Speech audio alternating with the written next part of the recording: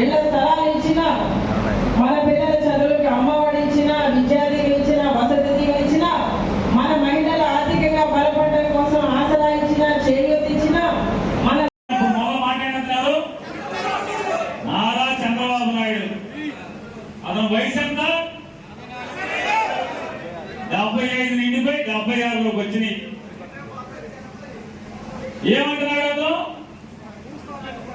భూస్థాపితం చేస్తాడు. ఎవరిని? జగన్మోహన్ రెడ్డి. జగన్ వయసు ఎంత? 57. 76 ఏళ్ళ ముసవాడంట, 50 ఏళ్ళు జగన్ భూస్థాపితం చేస్తాడంట. ఈ చదువు కాబట్టి వీళ్ళందరినీ చెప్పచ్చు. జగన్ భూస్థాపితం చేస్తావా? నీ తరమా నీ కొడుకు తరమా జగన్ భూస్థాపితం?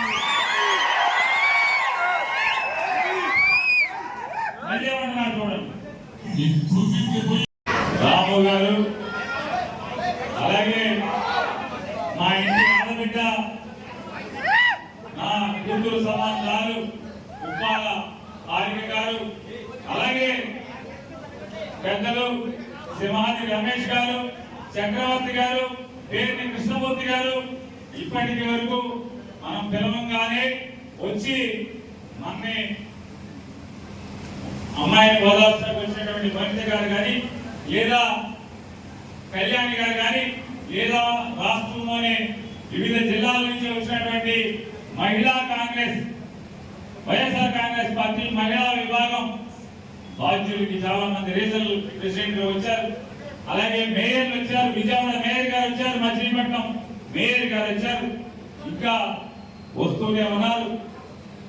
వైఎస్ఆర్ కాంగ్రెస్ పార్టీ కుటుంబం అంతా కూడా నీకు అండగా ఉంటది అని చెప్పని హారిక గారికి ధైర్యం చెప్పడం కోసం రాష్ట్రంలో ఉన్నటువంటి వైఎస్ఆర్ పార్టీ ప్రతి ఒక్కరు కూడా వచ్చి మీ కడమొచ్చి ఆవిడకి ధైర్యం చెప్పేటువంటి రోజు నిత్యం జరుగుతూనే ఉంటాయని చెప్పని చెప్తూ, అట్లాగే వేదిక మీద ఆశీర్వైనటువంటి బహుశా 8వ తారీఖు అనుకుంటా పామర్లో మీటింగ్ జరిగింది. 8వ తారీఖు సాయంత్రం,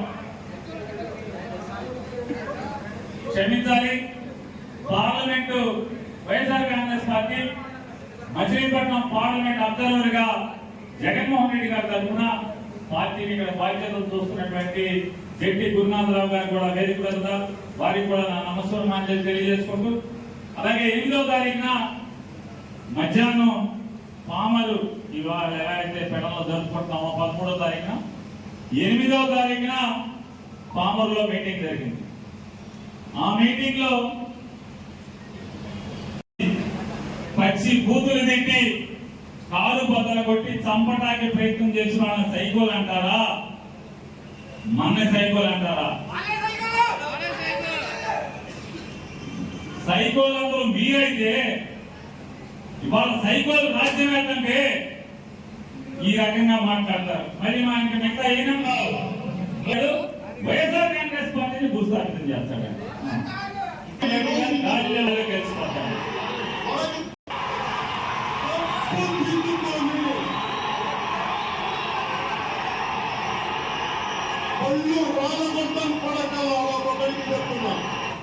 కూర్చోబెట్టి నార తీస్తా అనుకుంటాను. కాదు మగ కాదు, ఒక్కొక్కరిని కూర్చోబెట్టి నారకి నార గొలిచి చూపిస్తాను. అంటే ఈ రకంగా బరి తెగించి మన పెట్టచ్చు, ఏమైనా అనొచ్చు.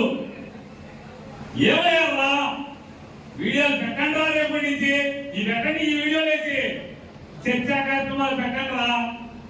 ఎలా పెట్టరా?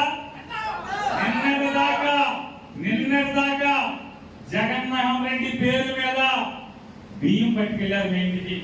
నిన్న ఒక్కరోజు పేరు నాని పేరు మీద బియ్యం పట్టుకెళ్ళారు కదా, ఏ పేరు మీద కూడా పెట్టి బియ్యం పట్టుకెళ్ళారా మీరు? అలా బియ్యం రుచిగా ఉండవా? బియ్యం రుచిగా ఉండవా? జగన్ బియ్యం నా బియ్యమే మీకు రుచిగా ఉందయా? మీ ఇంటికి పట్టుకెళ్తే సిగ్గట్లేదన్నా దేవుడు మీకు? మీకే మీకేరా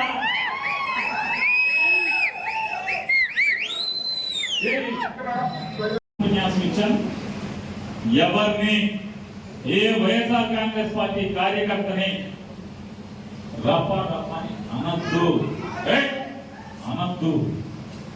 అది సభ్యత సంస్కారం కాదు, అనబాకండి అని చెప్తూ ఎందుకు అనాలయ్యా?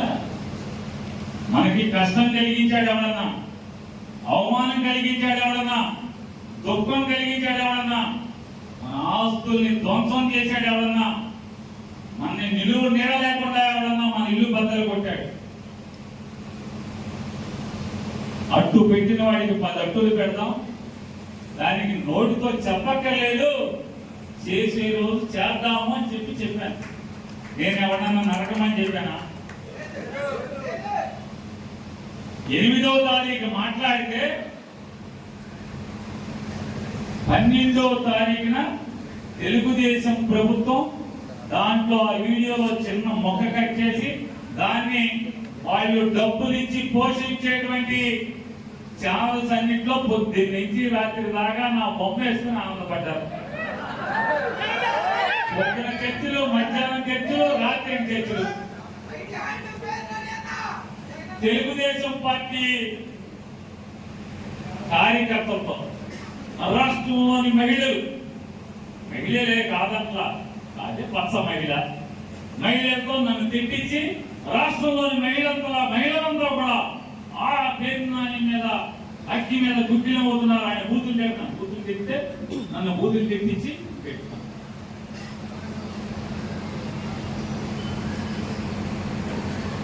నేను ఏమీ అనకుండానే తెలుగుదేశం పార్టీ టీవీ ఛానల్స్ అన్నింటినీ కూడా నేను తల నరకం అన్నానని, చీకట్లో నరికేసేయండి అని చెప్పి అన్నానని చేస్తున్నారు కదా. గండి కళ్యాణి గారు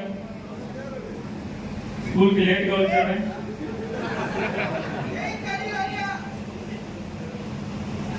నేను ఒకటి, ఎవడెవడైతే ఈ తెలుగుదేశం పచ్చ ఛానల్స్ ఉన్నాయో వాళ్ళకి, ఎవడెవడైతే తెలుగుదేశం పార్టీ ముసుగులో నన్ను ఇష్టాలజ్యంగా మాట్లాడాడు వాళ్ళందరికీ నేను ఒకటి చూపిస్తాను. ఒకవేళ చేసుంటే వారిపైన ఏదైనా చర్య తీసుకుంటామని చెప్పిన దాఖలాలు లేకపోగా ఇందాక ప్రెస్ మీట్లో చెప్తున్నారు రవీంద్ర గారు, మనుషులేనా మీరు? అన్నం తింటున్నారా? ఆమె మహామనిషి, మహానటి. నాకు 4 సంవత్సరాల నుంచి నేను కష్టపడి ఈ జిల్లా పరిషత్ చైర్మన్ గా ఎక్కడ కూడా ఎవరిని నా లిమిట్స్ లోనే నేను మాట్లాడాలి తప్ప లిమిట్స్ క్రాస్ అయ్యి చేసింది ఏది లేదు, విమర్శించింది లేదు, వ్యక్తిగతంగా మాట్లాడింది లేదు. కానీ ఈ రోజు ఆయన నటించిన బిరుదు మహానటి కూడా సరిపోదండి నా ముందు. అంటే వినడానికి అవి కానీ జుగుప్సాకరమైన మాటలు నా చెవులతో నేను విన్నాను. రావే బయటికి అని అంత అసహ్యంగా మాట్లాడుతూ, అంత చండాలను మాట్లాడు అన్ని శిక్షించాల్సింది పోయి ఈరోజు వారిని సపోర్ట్ చేస్తూ నన్ను మహానటి అని బిరుదునిచ్చారు. మా మామయ్య గారు నాకు జడ్పీ చైర్మన్గా నాకు భయంగా ఉంది, మామయ్య గారు నాకు అలవాటు లేదు అని చెప్తే ఆయన ఒకటే చెప్పారు, అందరితో నవ్వుతూ కల్పించమ్మా, నవ్వుతూ మాట్లాడు,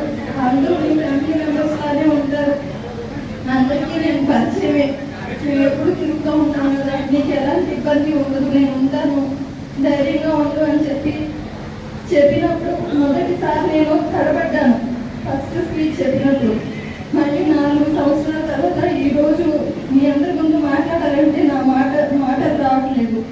ఈ గుండెల్లో ఉన్న బాధకి మీరు మూల్యం చెల్లించుకోకుండా తప్పదు. మీరు నిజంగా నాయకులైతే వ్యక్తిగతంగా నన్ను మాట్లాడినటువంటి మాటలకు మీరు తగిన చర్యలు తీసుకోవాలే తప్ప ఈరోజు ఇంత అవమానకరంగా మహిళని మాట్లాడుతున్నారంటే కేవలం నాయకత్వం కోసం పాకులాడుతూ మహిళకి ఇంత అవమానాన్ని మిగులుస్తున్నారంటే అది మీకే వదిలేస్తున్నాను. అదే మీ రాము గారు చెప్పారు మీ కుటుంబంలో ఎవరికి జరగకూడదని, కానీ నేను అడుగుతున్నాను మీరు మీ గుండెని మీరు భర్త ఉప్పు కారం తినేవాడు ఎవడైనా చూస్తూ కూర్చుని ఉంటాడా? నువ్వు ఉంటావా? నువ్వు ఉంటావా అని అడుగుతున్నా. ఒకటే మానవత్వంగా పార్టీలతో ఈరోజు రాజకీయాలు అంటే రేపు పోతాయి. మానవత్వంగా మాట్లాడండి. ఒక ఆడపిల్లకి ఎంత ఘోరంగా జరిగితే మీరు మాట్లాడాల్సిన మాట ఏంటి? ఇది మేము ఖండిస్తున్నాం. ఎవడెవడు దీని అడగాలన్నాడో పోనీ కొట్ట మేమేం చేసామంటే వాళ్ళు ఎవరుంటే వాళ్ళందరినీ అరెస్ట్ చేయాలి అనే మాట అనాలి తప్పితే దీంట్లో కూడా రాజకీయాలు తెచ్చి ఇంకా ఆడపిల్లని ఇంకా ఇబ్బంది పెట్టే విధంగా